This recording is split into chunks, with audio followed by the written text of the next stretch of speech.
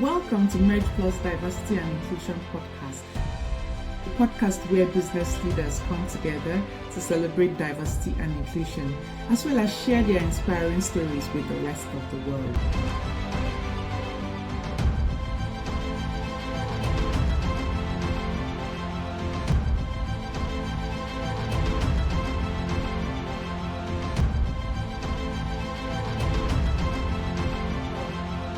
Hello, viewers. Thanks for joining us for this episode. I would like to start off by saying a big thank you to Nkebet for agreeing to join us today to lend a voice to the key topic on diversity, equity, and inclusion. We do appreciate your making time out of your busy schedule to join myself and my co-director, Priscilla. Before I start, let me reintroduce Merge Plus Incorporated and what our key visions are. Merge Plus Incorporated is a platform that amplifies impactful narratives and showcases companies and individuals' efforts to foster diversity, equity, and inclusion. At Merge Plus Incorporated, we recognize the indispensable role of DEI as a key ingredient to achieving sustainable development. We champion these values, which have been proven to be catalysts for driving innovation and enriching organizational cultures, frameworks, and profitability. We believe that diversity and inclusion are essential for achieving the 17 SDGs. Hence, by infusing diversity and inclusion principles into corporate strategies, organizations can unlock greater potential for success and pave the way for a more equitable and resilient future. So thank you so much for the opportunity to speak with you today, to share your experience and to talk to us about the role of DEI in the fintech industry. Through discussions such as this, we will empower individuals and businesses to reimagine their sustainability efforts and actually translate commitments into tangible actions. So thank you once again, Nkebet. And to start off with, my first question is basically for us, asking you to tell us about yourself, where you started from and how you got to the point of being a senior director at Visa, please. Okay, thank you. It's good to be here. It's been such a long time I did a podcast. So I'm trying to remind myself, how that goes. But thank you so much, Uju, and thank you, Priscilla, for having me. So a bit about myself. I like to call myself that Kaduna girl, born and bred in the north, and more nothing, than anything else. I started my career in teaching. So I founded a school in 2003 and just started growing it from there. And that's still running now from crèche to secondary school. In 2006, I joined Telco. So I was in now Airtel, then it was Celtel. I joined their sales and distribution team in the northern region. And then from there, I moved into banking. So I was at GT Bank for 10 years. Lovely career path. I started in commercial banking, loved, my customers, loved to look at how much I was making in my PC code, loved credit. And then I had to move into Lagos. And in Lagos, it was different because one of my bosses then told me, he said, you can't do marketing in Lagos. It's different from Abuja. And so I stumbled into e-business, that's e-banking. I went into e-business blind. This was 2009 where, there was no e-business, there was nothing, there was just ATM starting to come out then.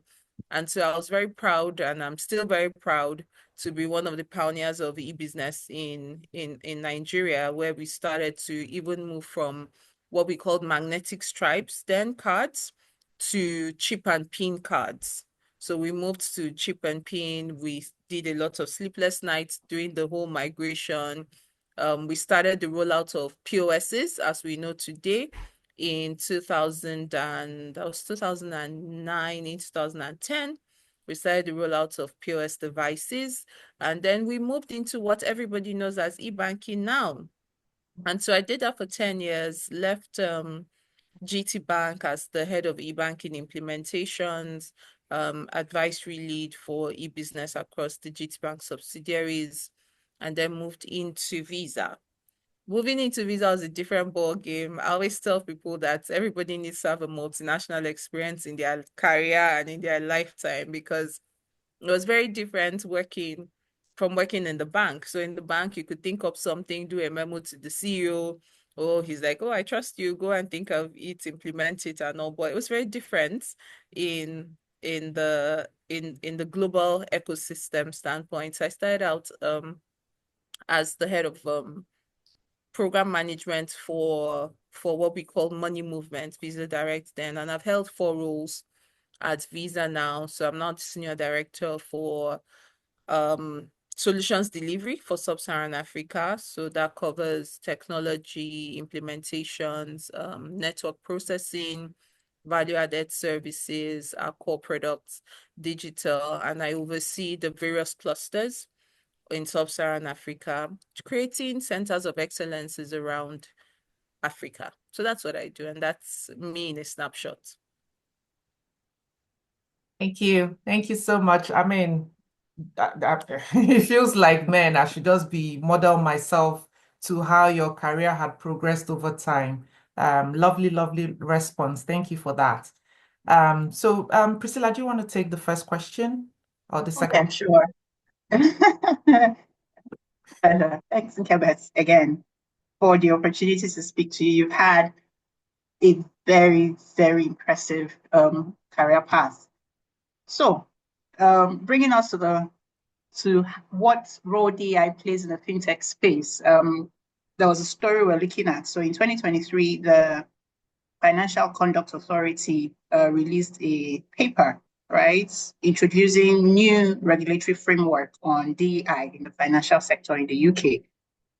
According to them, they considered that DEI could improve the outcomes for consumers and markets, right, by reducing things like groupthink, and it was a way of supporting healthy work cultures, right? This underscores the importance of DEI, irrespective of the industry.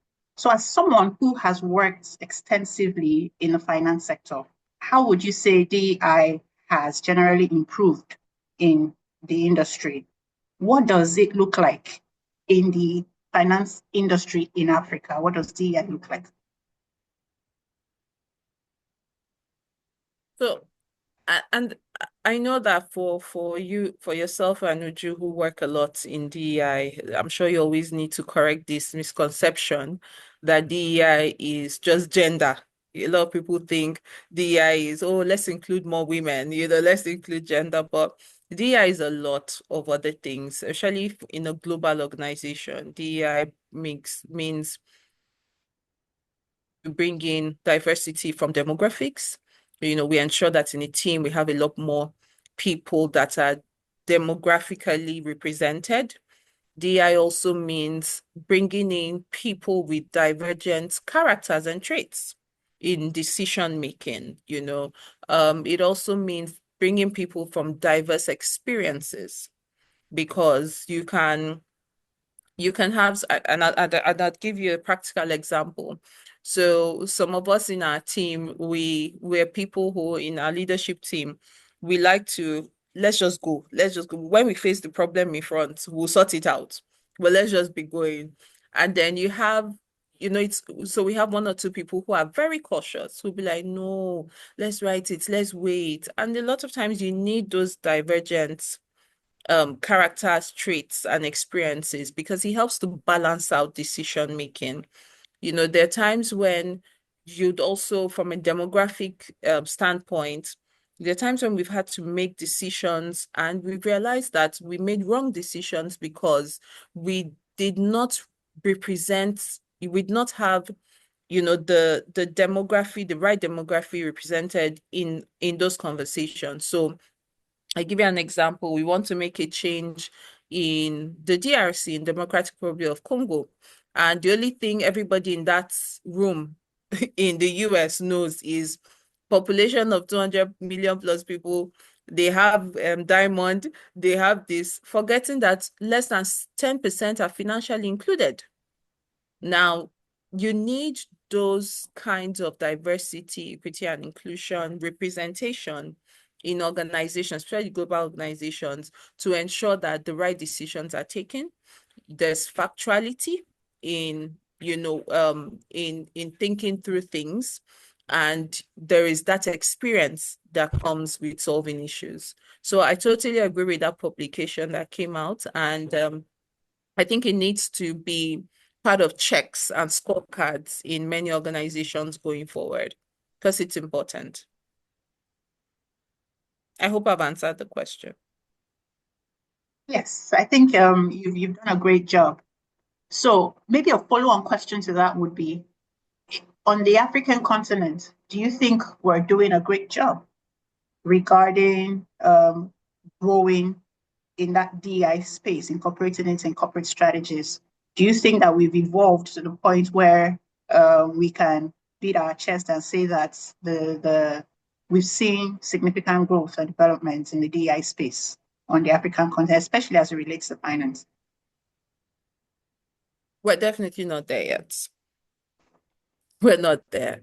At Visa, I know what we've tried to do, and well, we're global, we're not an Africa institution. Is as part of our scorecard, for instance, we have a scorecard for how many percentage of female directors that we've been able to keep, within the given year.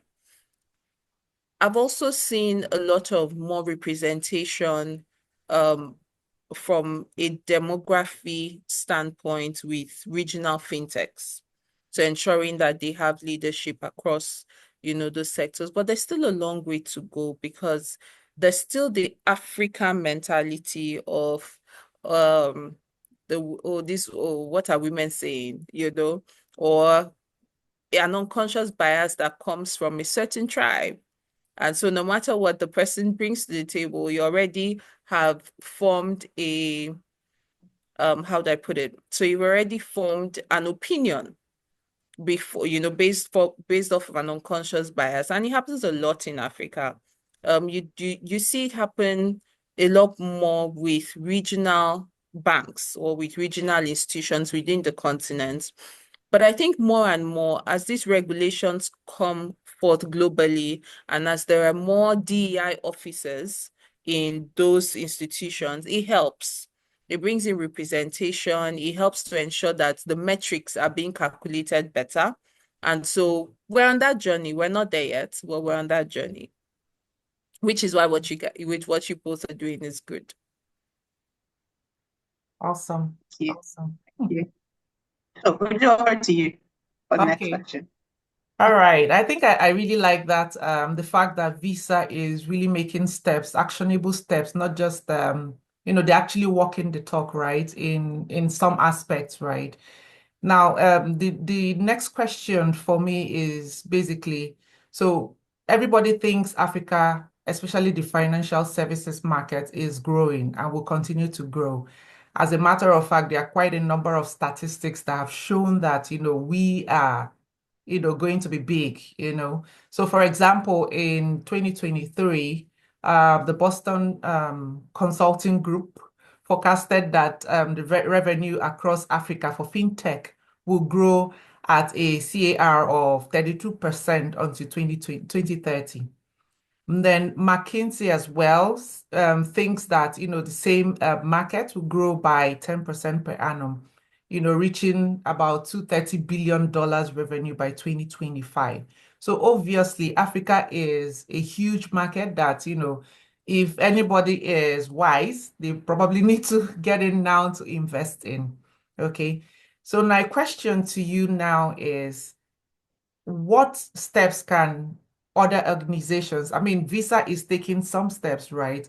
So now what else can other organizations, tap into to ensure that they have a very sustainable DEI, in place? So considering that, there might be some scarcity of resources in Africa, is one of the major challenges. So what steps can these organizations do to make sure that, their DEI is top-notch?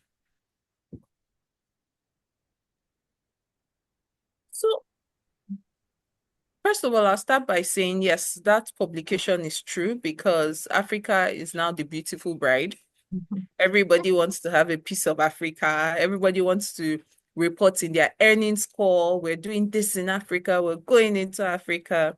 There's the good and bad of it. And, this is not the forum for that, but yes, it's going to grow.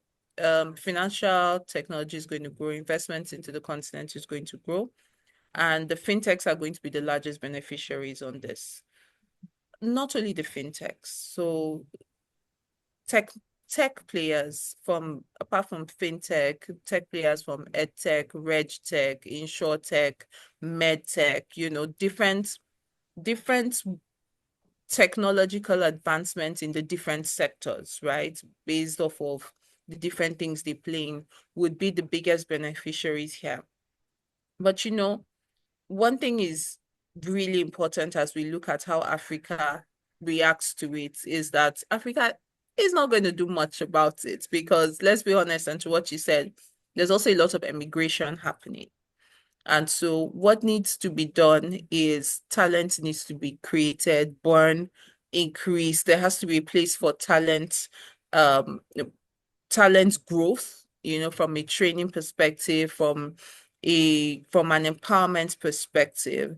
And I think what needs to also happen is the people who are investing in Africa need to make this a mandate to say, let me see your DEI representation from a demography, from a gender standpoint, from an experience, from a broad experience standpoint, what is your gender percentage? Maybe put some metrics around that to enable that decision making when they're putting in money into the continent. So if a fintech or a company doesn't have a certain percentage of DEI representation, then it's probably then a criteria to reevaluate if you would invest in them or not. Because if we don't do anything, it won't happen. But if the people bringing in the inflows decide this will happen, then the knock-on effect would then be people will be forced to train, people will be forced to ensure that they are consciously looking at and thinking about DEI as part of their company policies. So basically forcing our hand to do what we We need have to to. do. No, we have to. And it's unfortunate, but then Yeah. again, it's Africa, right? They'll Yeah. tell you when it's not broken, why are you fixing Okay. it? I see. I see. So what sort of metrics aside including, for example, gender, what else? Because again, you started by saying that, it's not about women, right? So what Absolutely. else, what other, so for example, in Nigeria, I think that, ethnic groups, stuff like that should come into play, right? So what else in Absolutely. Africa do you think are some of these metrics? So I'll tell you a story of what happened when I was leading West Africa before I started to lead SSA. Um or when I started to lead Sub-Saharan Africa, I found that and it was so strange. I found out that in the Abidjan office, we had representation for people from Niger, from Chad, from Mali, from Guinea in the office there. In Nigeria office, we had only Nigerians. And even as we had only Nigerians, we had no single representation from the north. It was mostly Yorubas, Igbo people, and maybe a few sprinkles of people from maybe Edo or those places. And so for fintechs and organizations that should be measured, it should be how are you looking outwards? If it's a Nigerian company, what is your Yeah. percentage representation across the ethnic groups? Mhm. That's one. Two, from an experience standpoint, what is the broad experience of your team?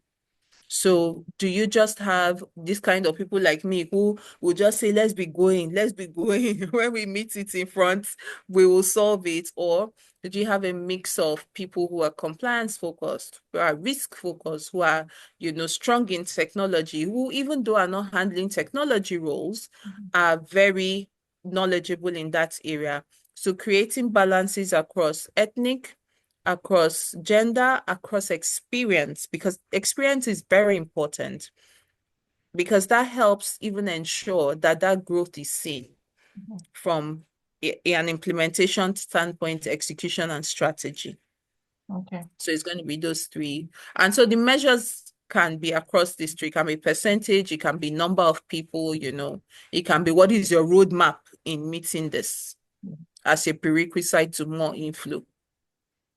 Okay, perfect, perfect. I don't know, Priscilla, just one more, just because this her response has really triggered a few things in my brain. So just follow on again. One more follow on is the immigration part, right? And the fact that people are moving to supposedly greener pastures, so to speak.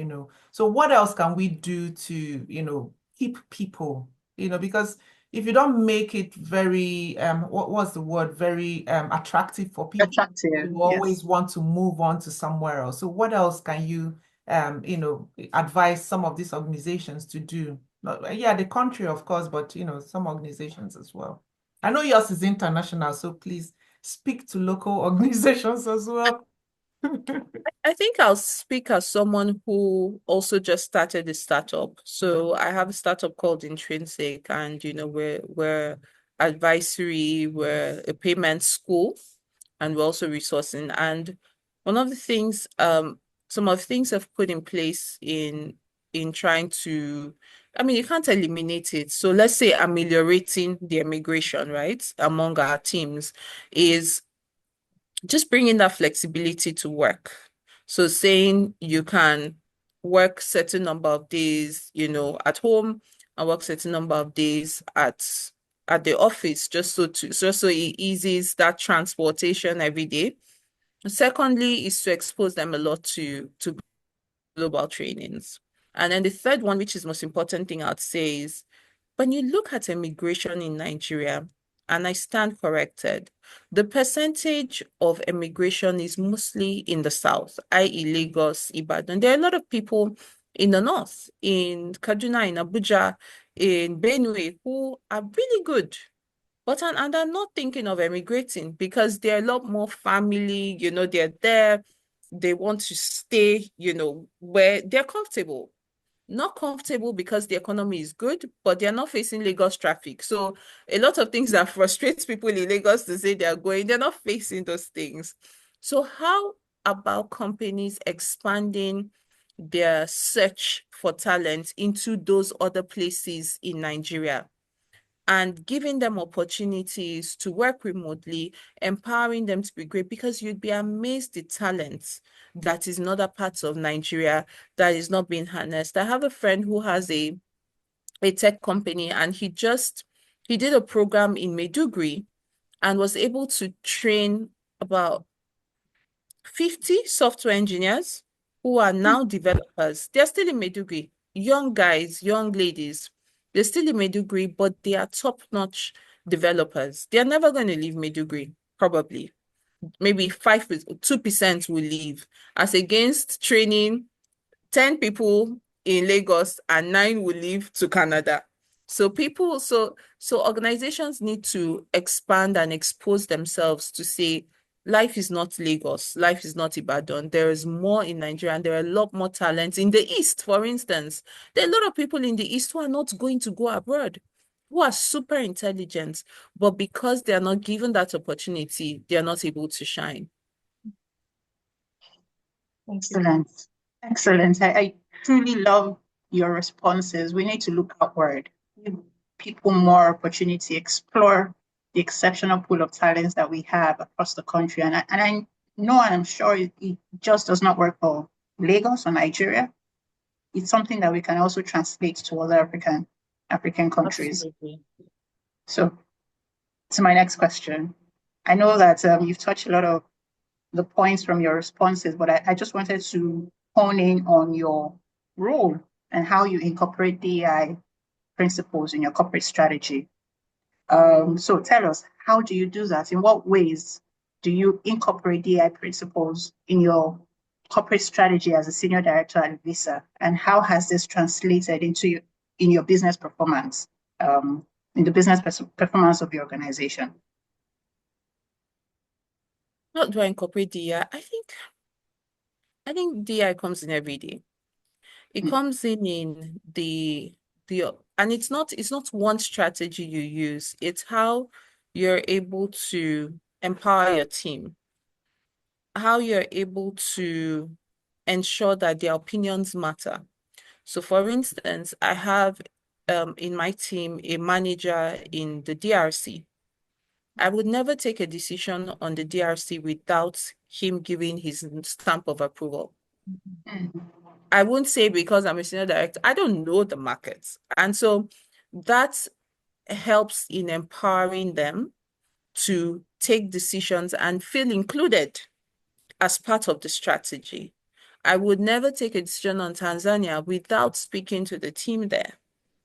I would not even touch South Africa without allowing the person in South Africa give a nudge or give his nod of approval on things. So I've been able to incorporate it in ensuring that people feel included. People feel that their voice is heard. People feel that what they bring to the table is important based off of the diversity they bring is important in helping us shape the continent. Because and what has that translated to? I've been able to build a successful team because there's a lot of collaboration. And you find out practically somebody's trying to do something in Malawi. Meanwhile, and they feel confident enough to come into meetings to say, guys, here's the challenge I'm having in my market. And then you find out that somebody in Ghana, the lead in Ghana will say, oh, I faced this last year. This is what happened because this regulation was done. And this was what those are the steps that we took. And you find, and the next thing you know, the person's problem is solved. But where we don't encourage that diversity of opinions, where we don't ensure that people feel valued, their voices are heard, where they don't feel included in the strategy of the organization, and when it is mainly top down. So we push things from up, for everybody to implement, then you then start having those issues. But where you build a fluid team where everybody feels important and they're able to speak up, they feel that no matter how diverse my opinion is, it's listened to, and we find a way to, think through it and work. Everybody feels included at the end of the day. And everybody feels equal. Thank you, thank you, thank you. Uju, do I take the next question? I have a follow-on question. Please Before go you ahead. go on to the last one. Okay. Please go ahead. I feel like we should keep staying. Thank you so much, Nkebet. Yeah, your responses are such eye-openers. Some of these things you would expect people to know about them, right? But it's not as easy as it sounds. So really, it has to be a conscious effort to make sure that everybody feels included. And that brings me to the next point, because according to Ernst & Young, diversity and inclusion data report that they made for the US in 2024, this year, it was stated that companies that successfully implement DEI strategies have experienced a 15% boost in client satisfaction scores, right? This further buttresses the importance of DEI. So like I said, you would expect everybody to implement DEI, to embrace DEI, right? Because it's only good for their business, but that's not happening. Mm-hmm. So what do you see as the biggest barriers to organizations achieving a more diverse participation, especially at their senior management level? And what will be the enablers? What practical actions can they take to foster an inclusive environment?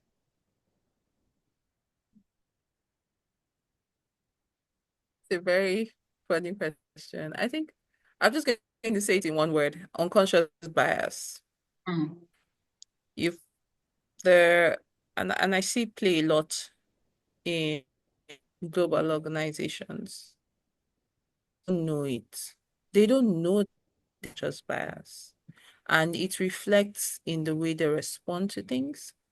It reflects in the way a lot of organizations talk about DEI. It's a training, it comes up, there's workshop, but it needs to be more practicalized. People need to see how it reflects even in appraisal, in feedback, for instance, in the way your team gets funding in the next year based off of the different things that you did.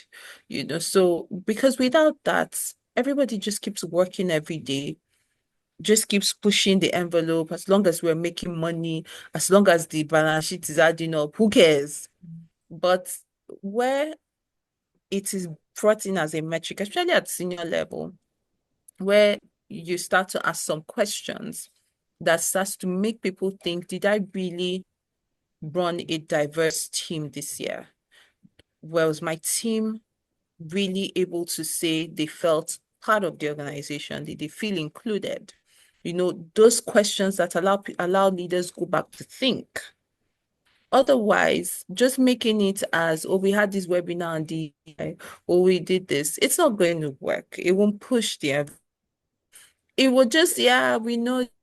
Then people will go back to that. As long as my percentage female represents, it's fine. As long as I can tick the box to say I've hired somebody that is this and somebody is from a poor background, they just tick that they feel would make a good story, but we know it's more than that. So unless HR teams start to ask those questions and incorporate them into yearly and annual feedbacks, I think that's when, from a leadership standpoint, it starts to become conscious and people are more responsive as to the way they react to things and people. Excellent. Great. Insightful. Okay. I think we've taken quite a number of questions and we've got really solid responses. But I just have, I think, one more bonus question. I don't know if Priscilla might have another after this one. Nkebet, apologies for that, but we are truly, truly enjoying you today. So my bonus question is pivoting slightly away from, the actions and strategies that people can employ around DEI to things around pay equity, fair compensation practices for especially the underrepresented groups. So we've mentioned them, the gender, underrepresented group, the ethnic groups, etc. Even the young as well, right? How do you advocate for as a leader, right? How do you advocate for this pay equity and ensuring that especially in your team and what else you can propose to other people can be like a fair compensation practice for them? This is quite unpopular, but I'll say it in two ways. The first one is normal, but the second one is going to be a bit unpopular. The first one I'm going to say is I don't believe, I think it may be unpopular as well. I don't believe in having different compensations for different people in the same grade.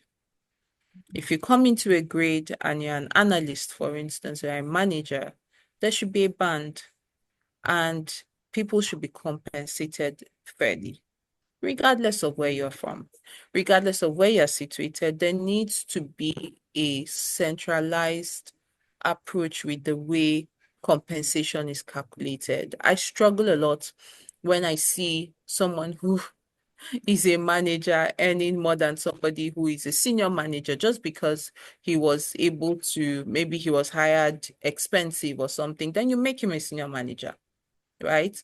But don't, because somebody is not able to fight during an interview, now decide to undercut, him, even though he's doing a much better job. You find out at the end of the day than the person who is being paid. So I think a standardized compensation needs to be brought back into organizations. So that's Okay. one. Two, which is a bit unpopular, people need to be taught how to negotiate. Thank you. Honestly, I was waiting for people that. need to be people are not taught how to negotiate. And I also think it's an African culture. You are, and especially with the millennials, I think the Gen Zs are getting a bit more, a bit bolder, even though they negotiate when they have no, well, little talent, but they are able to speak up. But I think with the millennials and Gen X's, we find it a bit hard to negotiate because it's also part of our upbringing. So there's a timidity and there's an unconscious timidity that comes in, and you almost don't want to offend people.